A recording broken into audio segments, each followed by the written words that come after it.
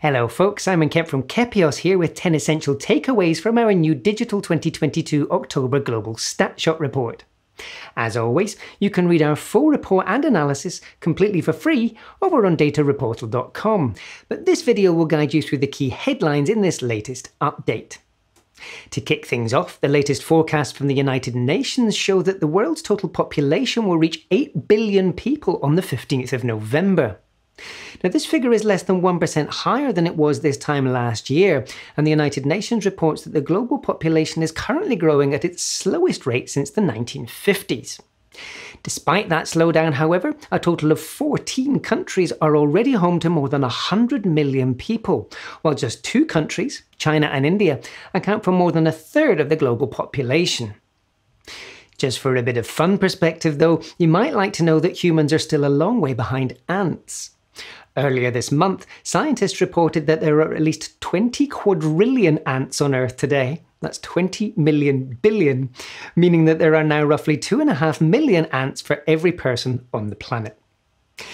Turning our focus to the world of digital, story number 9 this quarter is that most people, even when given the choice, still accept cookies.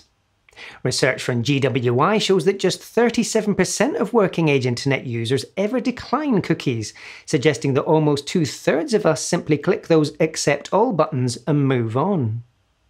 Now, that doesn't necessarily mean that cookies are welcome, of course, nor does it mean that we shouldn't be doing more to protect people's privacy.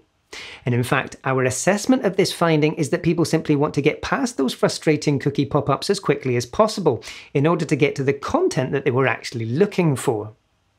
And therein lies an important learning for any marketer who still insists on displaying any kind of irritating pop-up when a visitor arrives on their website. Moving on to number 8, people still appear to be investing in crypto despite tumbling valuations. GWI's latest data shows that the number of people who own at least one form of cryptocurrency increased by 1.7% between April and June, despite the valuation of Bitcoin tumbling by almost 60% in the first 6 months of this year. Roughly 1 in 8 working-age internet users now own some kind of blockchain-based currency, but that figure rises to more than a quarter in Turkey and in Argentina.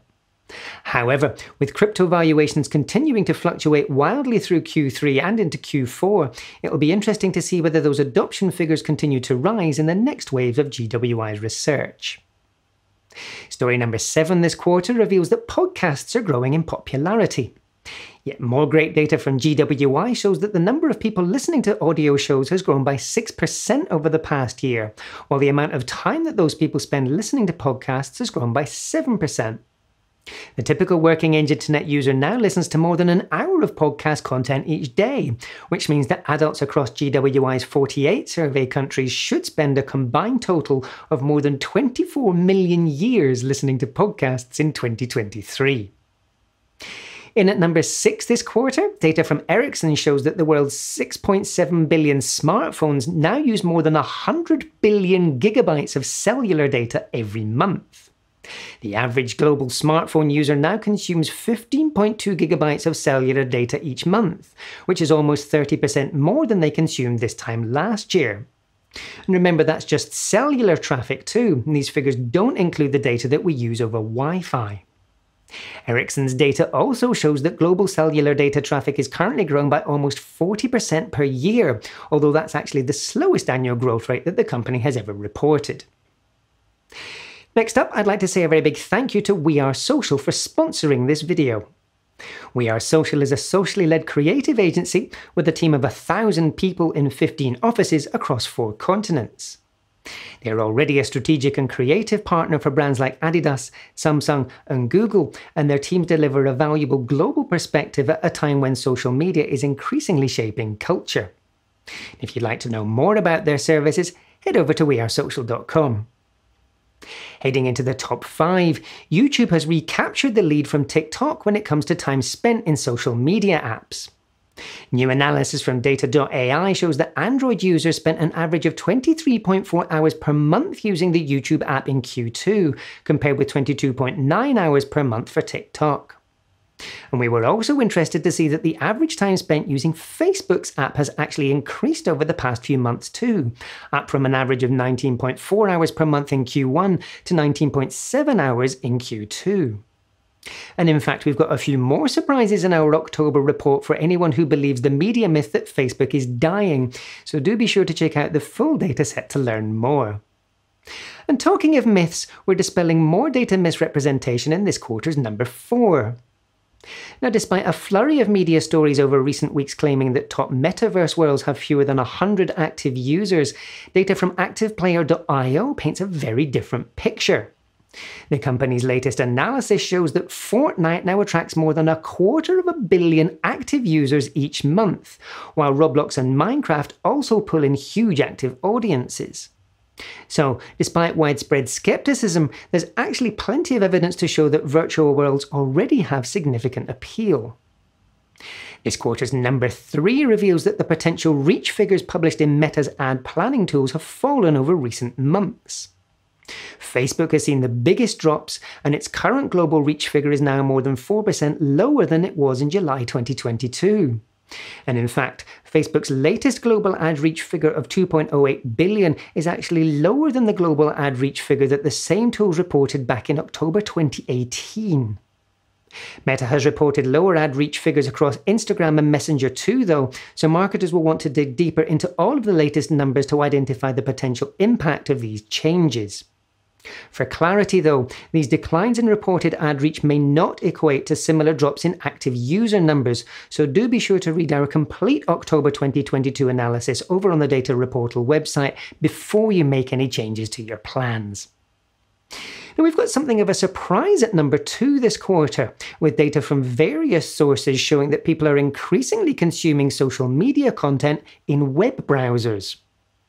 Despite most platforms focusing on their mobile apps, data from SEMrush and from SimilarWeb shows that billions of people now access these platforms via their respective websites. And in fact, almost 5 billion unique devices visited YouTube.com in August 2022, while 1.6 billion visited Twitter.com. However, in what might come as a big shock for Gen Z trend watchers, the biggest increase in social web consumption over recent months relates to TikTok. SEMrush reports that TikTok.com attracted more than 800 million unique visitors in August 2022, with those visitors spending a combined total of almost 300 million hours watching TikTok videos on the web. That figure only relates to TikTok's website though, and the latest analysis from data.ai suggests that TikTok users now spend at least 23 billion hours consuming content in the platform's app every month. And we've got another surprise for our top story this quarter too. GWI's ongoing tracking reveals that the amount of time that each person spends online has actually declined over recent months, from an average of almost 7 hours per day this time last year to 6 hours and 37 minutes today.